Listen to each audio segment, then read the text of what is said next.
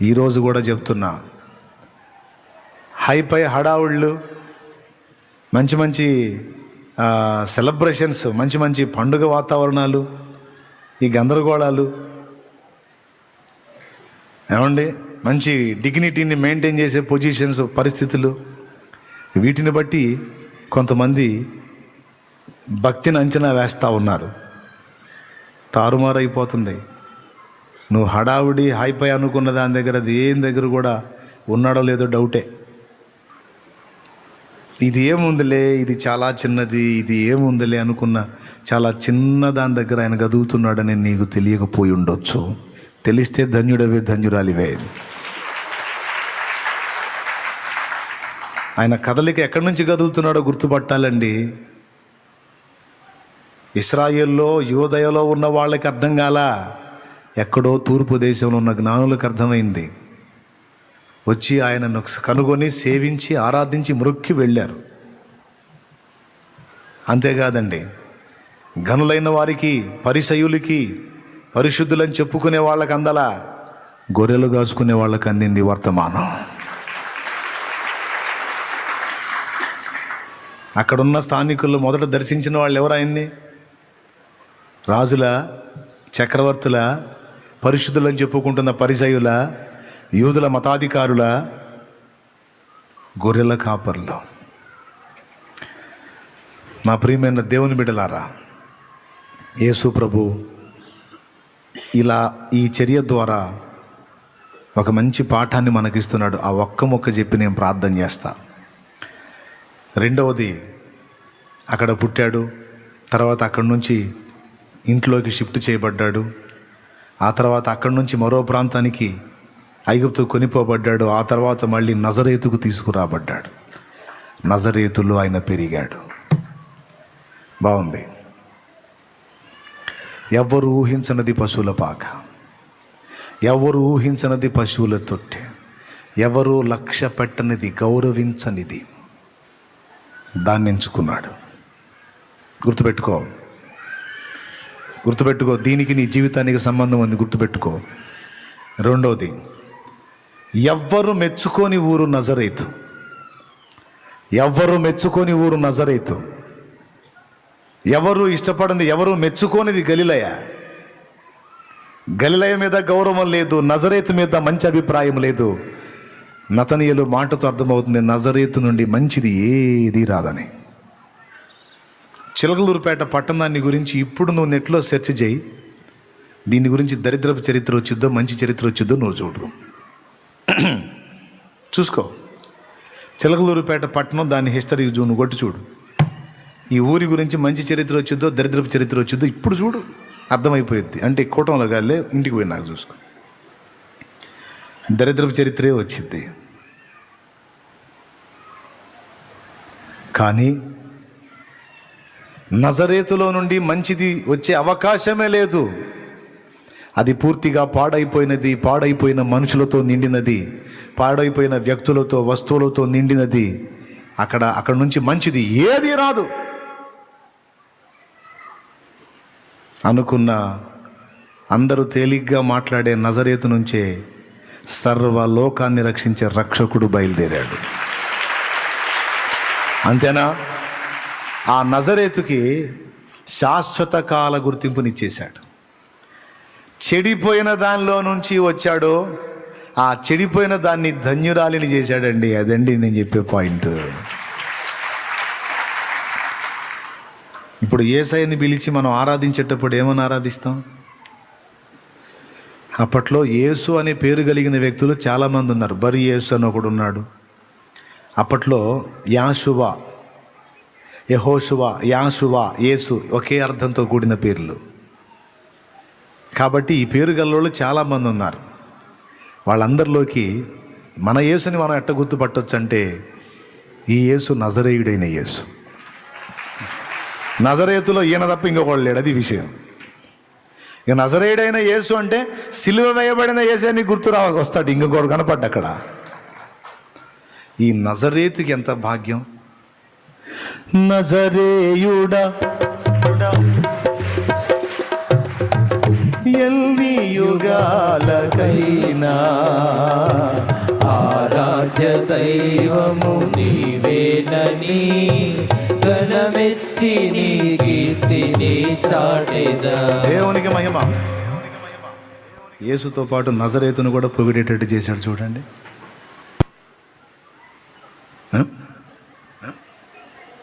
గాడిద గొప్ప, గుర్రం గొప్ప.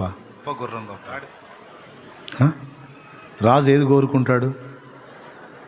మరి ఈ రాజు ఏమి ఎక్కాడు? ఎవడు ఊహించడు. అదే విచిత్రం.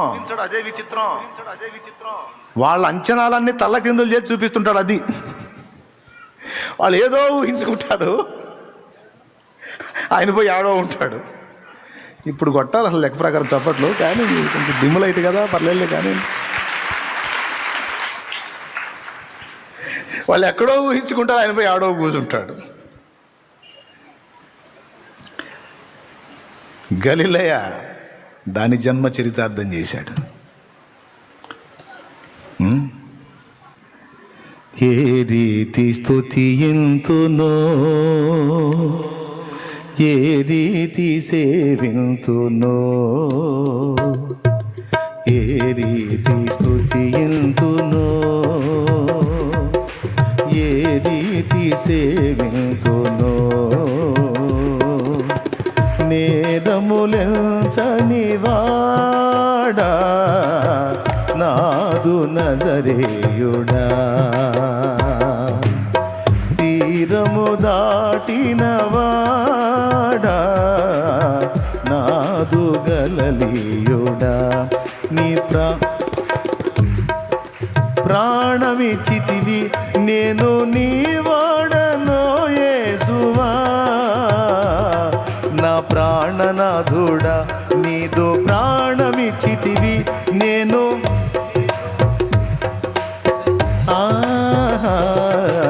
ఏ రీతి. దేవునికి మహిమ. నజరేతు అయితే ఉంది, గలిలయ కూడా చరిత్రలోకి పాటల్లోకి ఎక్కింది. గలిలయుడు, గలలీయుడు, నజరేయుడు, ఆ రెండింటికి దరిద్ర పేరు ఉంది అంతవరకు. ఇప్పుడు ఆ దరిద్ర పేరుని మార్చిపడేసి ఆయన అందులోని సంచరించి, అందులో ప్రకటించి, అందులో పెరిగి పెద్దవాడైన కారణం చేత నజరేయుడుగు యేసు. ఆ చెడిపోయిన దానికి మంచిది ఏది రాదు.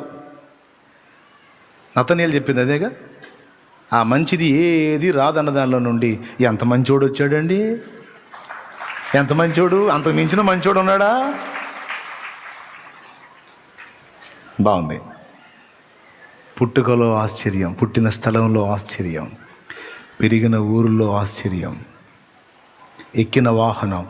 రారాజు వయ్యుండి రథముల నడుగలేదు, సర్వాధికారి నీవు గుర్రాలు కోరలేదు.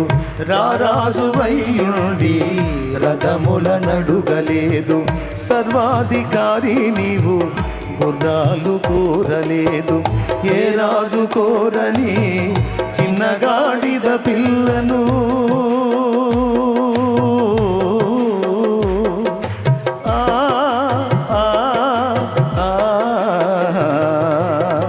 ఏ రాజు కోరని చిన్నగాడిద పిల్లను కోరుకొంటివేమయ్యా కోరిక తీర్చే స్వామి, కోరుకొంటివేమయ్యా కోరిక తీర్చే స్వామి.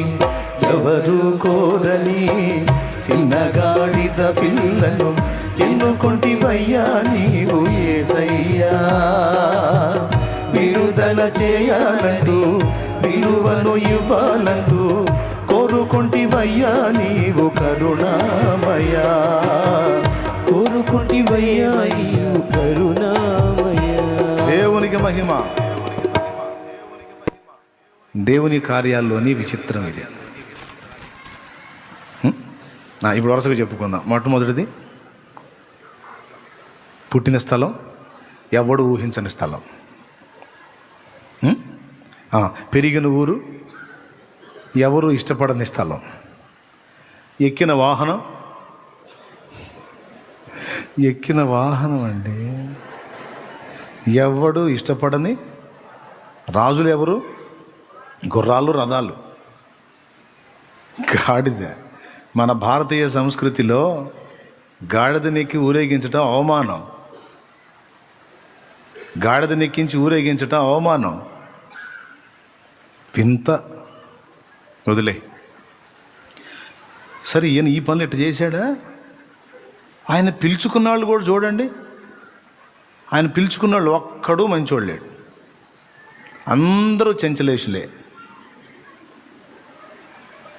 అందరూ చెంచలేషులే. ముందే చెప్పా, ఈ మాటకి మీ బ్రతుక్కి లింక్ ఉంటుందని. దేవునికి స్తోత్రం కలుగును గాక. గట్టిగా చెప్పండి, మనస్ఫూర్తిగా చెప్పండి. కూటమి అయిపోతుంది, సంతోషంగా చెప్పండి. అబ్బా సరే, లాస్ట్ది ఏంటి చూడు. 1 కొరింథీ పత్రిక 1వ అధ్యాయము 27వ వచనం చదువు. ఏ శరీరియు దేవుని ఎదుట అతిశయింపకుండునట్లు జ్ఞానులను సిగ్గుపరచుటకు లోకములో నుండి వెర్రి వారిని దేవుడు ఏర్పరచుకొని ఉన్నాడు. బలవంతులైన వారిని సిగ్గుపరచుటకు లోకములో బలహీనులైన వారిని దేవుడు ఏర్పరచుకొని ఉన్నాడు. ఎన్నికైన వారిని వ్యర్థము చేయుటకు లోకములో నీచులైన వారిని, తృణీకరింపబడిన వారిని, ఎన్నిక లేని వారిని దేవుడు ఏర్పరచుకొని ఉన్నాడు. ఆ మాటలు ఎప్పుడన్నా ఆలోచించారా? అసలు ఆయన ఏర్పాటును గురించినటువంటి సంగతిని ఎప్పుడన్నా ఆలోచించారా? ఆయన శిష్యులు మీరు గమనించండి. ఒక్కడన్నా పర్ఫెక్ట్గా ఉన్నాడని ఒక్కడిని చూపించండి. మిస్టర్ పర్ఫెక్ట్ ఒకడు ఉన్నాడేమో. పేతురుది ఒక సైకాలజీ, తోమా ఒక టైపు, యోహాను యాకోబులు ఒక టైపు, యోధా ఒక టైపు, ఆంద్రేయ ఒక టైపు, బర్తిలోమయ ఒక టైపు, సీమోన్ ఒక టైపు, జలోతి అనబడిన సీమోన్ ఒక టైపు. మొత్తం 12 రకాలు. మనం ఘనంగా చెప్పుకోవడానికి ఒక్కడి దగ్గర కూడా స్థిరత్వం కనపడదు, పరిపూర్ణత్వం కనపడదు. విచిత్రం. ఆయన పుట్టింది విచిత్రమే. ఆయన పెరిగినూరు చెడిపోయినూరే. ఆయన ఎక్కింది విచిత్రమే. ఆయన వాడుకున్నది నాకేం తెలుసు. లోకములో బలవంతులైన వారిని సిగ్గుపరచడానికి బలహీనులను ఆయన ఎన్నుకున్నాడు. జ్ఞానులను సిగ్గుపరచడానికి పిచ్చోళ్ళనే ఎన్నుకున్నాడు. ఎన్నికైన వారిని తృణీకరించడానికి నీచుల్ని, గనుల్ని తృణీకరించడానికి నీచుల్ని, ఎన్నికైన వారిని తృణీకరించడానికి తృణీకరింపబడిన వారిని ఆయన ఏర్పరచుకున్నాడని ఆయన ఏర్పాటును గురించి పరిశుద్ధాత్మ దేవుడు పౌలు ద్వారా పలికించాడు. ఈరోజు ఫైనల్గా నీకు ఒక్కటే మాట చెప్తున్నా. పశువుల పాక ప్రపంచం మొత్తంలో గుర్తింపబడింది పుట్టినందుకు. పశువుల పాకలో పసిడి దీపమై పిడికిళ్ళు తెరిచింది నవశకం. పులకించి పలికింది పుడమి స్వాగతం. పశువుల పాకలో పసిడి దీపమై పిడికిళ్ళు తెరిచింది నవశకం. పులకించి పలికింది పుడమి స్వాగతం. ఏం పదాలండి. ఆయన పుట్టుకను చూపిస్తూ ఈ పదం పాడతాడు.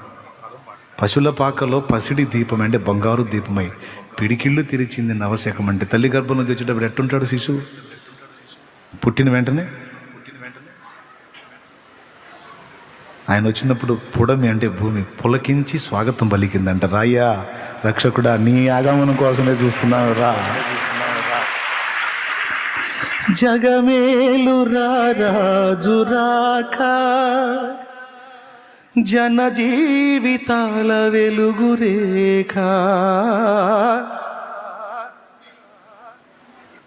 పశువుల పాకను చరితార్థం చేశాడు.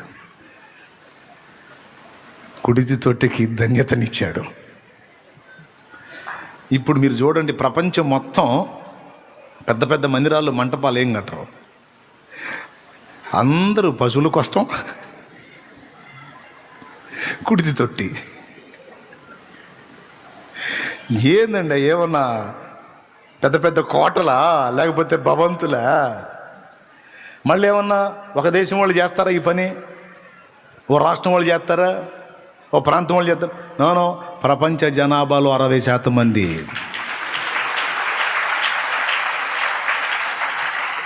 వారే ఎంత చిత్రం యేసయ్య.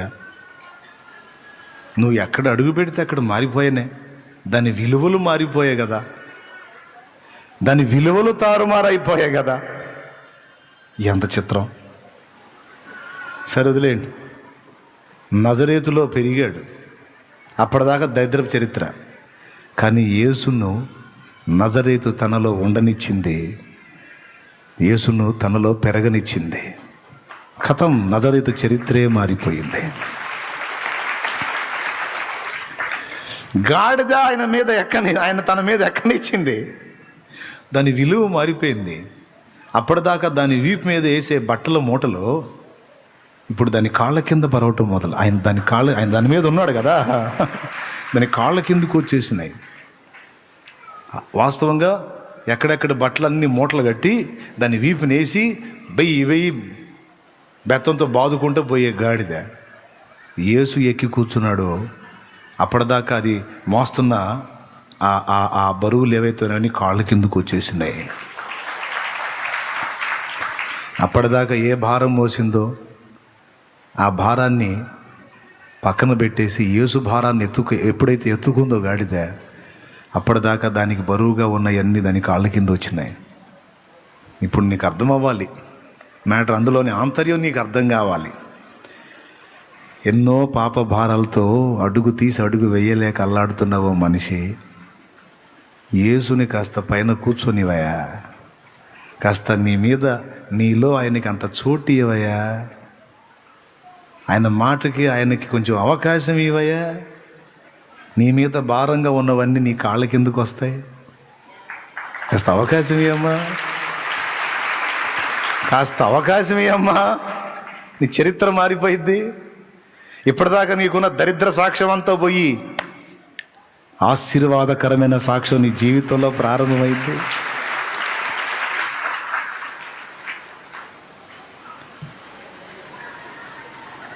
అపోస్తలులు బలహీనులే, కానీ ఎవరికి చోటిచ్చారు తమ హృదయంలో?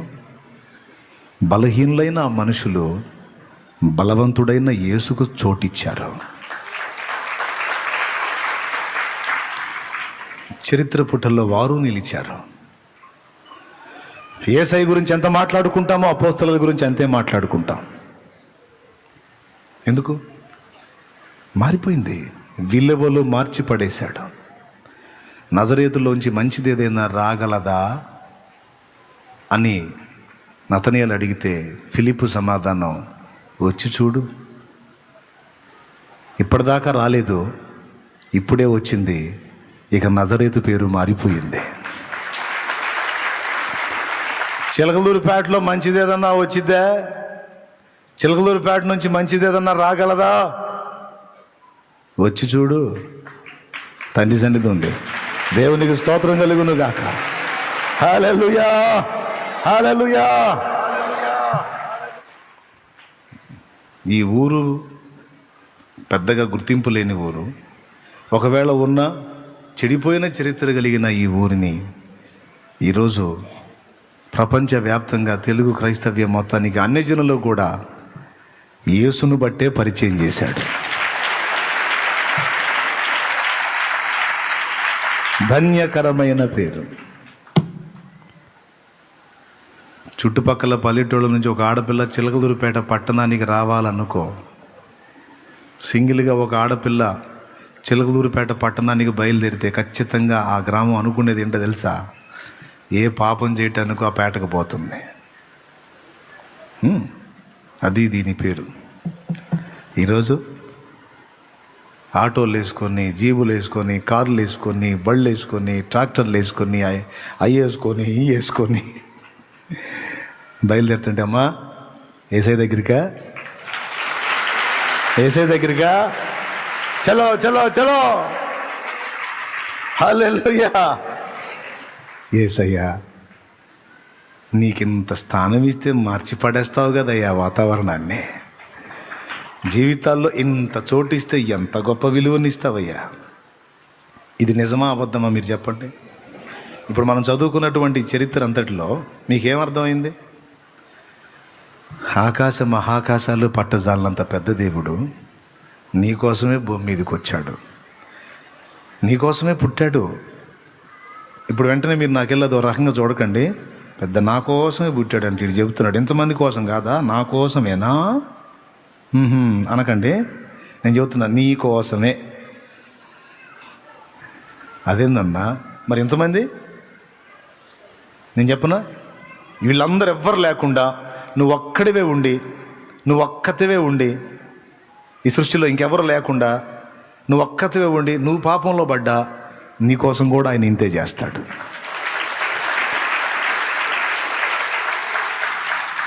ఇప్పుడు చెప్పు, ఎవరికి వాళ్ళు చెప్పుకోండి. ఎవరి కోసం వచ్చాడండి భూమి మీద? మనిషిగా ఎవరి కోసం పుట్టాడు?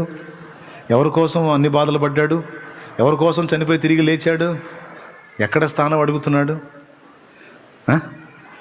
ఆకాశ మహాకాశాలు పట్టజాలంత దేవుడు నీ గుప్పెడంత గుండెలో అంత చోటు అడుగుతున్నాడు ఆయన. నీ చిన్ని జీవితంలో అంత స్థానాన్ని అడుగుతున్నాడు యేసు. ఇచ్చి చూడు, మారిపోయింది నీ చరిత్ర. యేసు పుట్టాడని పండగ చేసుకోవటం కాదు, యేసు నీ హృదయంలో పుట్టాడో లేదో చూసుకో.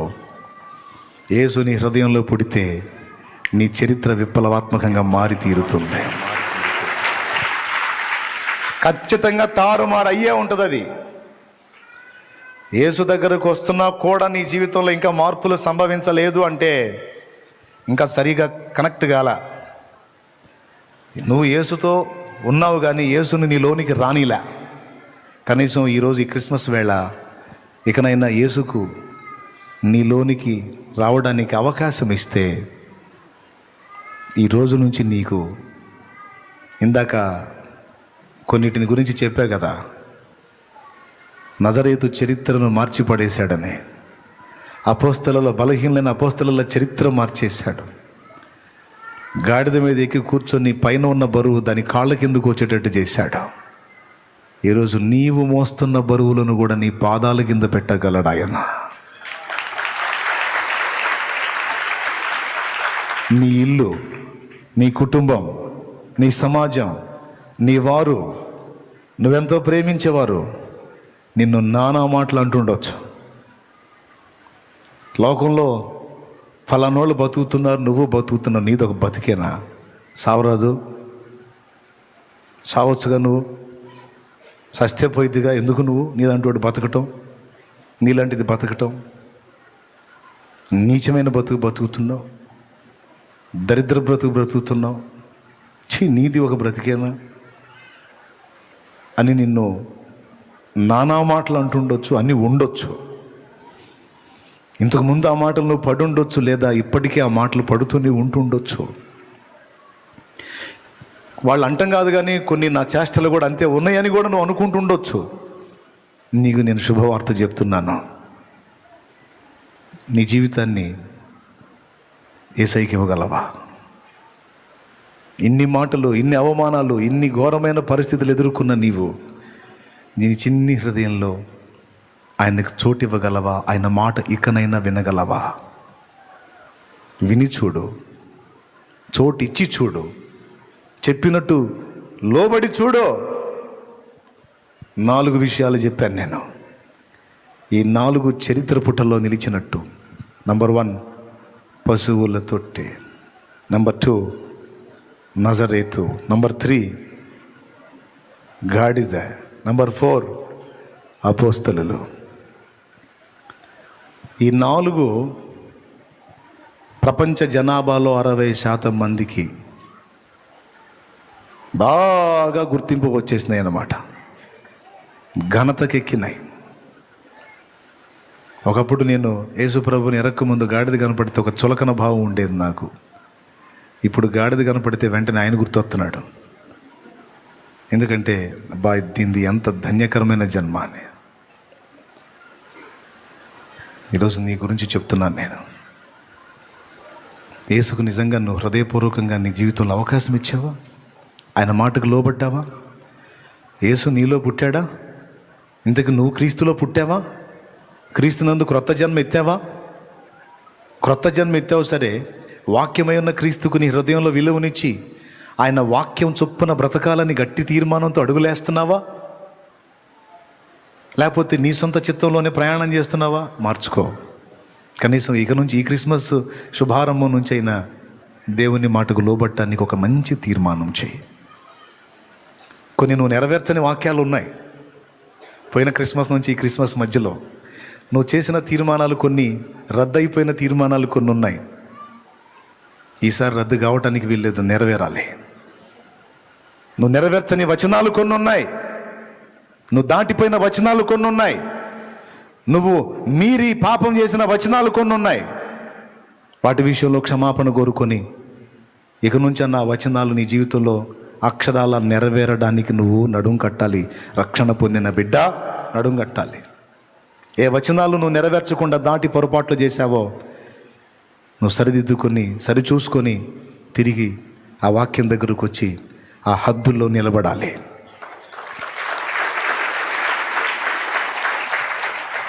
ప్రభువా ప్రభువా అని పిలుచు ప్రతివాడు నా రాజ్యంలో ప్రవేశింపడు కానీ నా తండ్రి చిత్త ప్రకారము చేయువాడే ప్రవేశిస్తాడన్నాడా?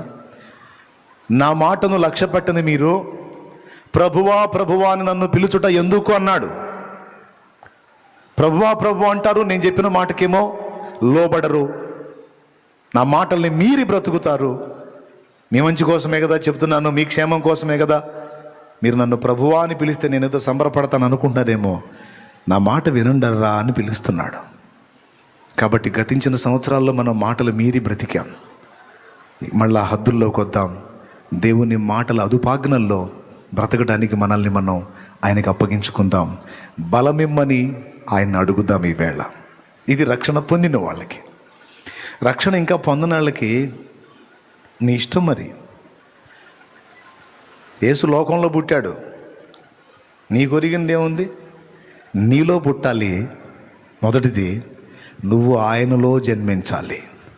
అప్పుడు నీకు నిత్య జీవం ఒరుగుతుంది, నిత్య రక్షణ ఒరుగుతుంది, నిత్య నరకం తప్పుతుంది, నీ జీవితం తారుమారైపోతుంది. చెడిపోయింది అన్న నీ జీవితం ఆశీర్వదించబడింది అన్న విధంగా తారుమారవుతుంది. శాపగ్రస్తమైంది అన్న జీవితం దీవించబడింది అన్న రీతిగా తారుమారవుతుంది. మరి అలా మార్పును అందించగల ప్రభువు నిన్ను పిలుస్తున్నాడు. సిద్ధమైతే ఈరోజే ఈ క్రిస్మస్ వేళ, క్రీస్తు జన్మించిన వేళ నువ్వు క్రీస్తులో జన్మించడానికి ఒక మంచి తీర్మానం చేస్తావని ఆశిస్తున్నాను. రక్షణ పొందుతావని. యేసు జన్మించటం కాదు, జన్మించాడు, పెరిగి పెద్దవాడై నీ పాపముల భారమును మోయడానికి సిద్ధంగా ఉండి నిన్ను పిలుస్తున్నాడు. నీకోసమే రక్తం చిందించాడు, ప్రాణం పెట్టాడు, తిరిగి లేచాడు, ఆరోహణమై వెళ్ళాడు, త్వరలోనే రాబోతున్నాడు. నువ్వు ఇంకా యేసు పుట్టినో చింత లేదు, యేసు పుట్టినో చింత లేదని ఇంకా నువ్వు ఆ పాపిష్టి జీవితం నుంచి బయటపడకుండా, మారు మనసు పొందకుండా, రక్షణ పొందకుండా పాపలోకంలో బతుకుతా యేసు పుట్టిన చింత లేదు. ఎందుకు చింత లేదు? యేసు పుట్టితే నీకేం ఒరిగింది? నువ్వు పుట్టలేదుగా క్రీస్తులో. యేసు పుట్టాడు, చింత లేదా? యేసు పుట్టినా చింత ఉంది. నువ్వు క్రీస్తులో జన్మించినంత వరకు నరకం నీ కోసం ఎదురు చూస్తూ ఉంది. యేసు పుట్టిన చింత లేదని పాట పాడితే ఉన్న బహుమానం ఇస్తాడు అనుకుంటున్నావేమో. చింత లేదు కాదు, నరకం ఉంది. యేసు పుట్టాడు, సంతోషం. లోకంలో పుట్టాడు, నీకేం ఒరిగింది? నీలో పుట్టాలి, నువ్వు క్రీస్తులో జన్మించాలి. అప్పుడు వాడుకో చింత లేదని. అప్పుడు అన్నీ నీ మేలుకు వస్తాయి. అప్పుడు నీ కీడులు కూడా నీకు ఆశీర్వాదాలుగా మారుతాయి. అప్పుడు అప్పటిదాకా నిందపాలైన నీ బ్రతుకు అనేకులకు ఎవరైతే నిందించారో, దూషించారో, అవమానపరిచారో, నీది ఒక బతికేనని శపించారో వాళ్ళందరి నోళ్ళు నిన్ను ఘనపరుస్తాయి. నా యేసు చేస్తాడు. నా జీవితమే దానికి సాక్ష్యం. నా లైఫే సాక్ష్యం.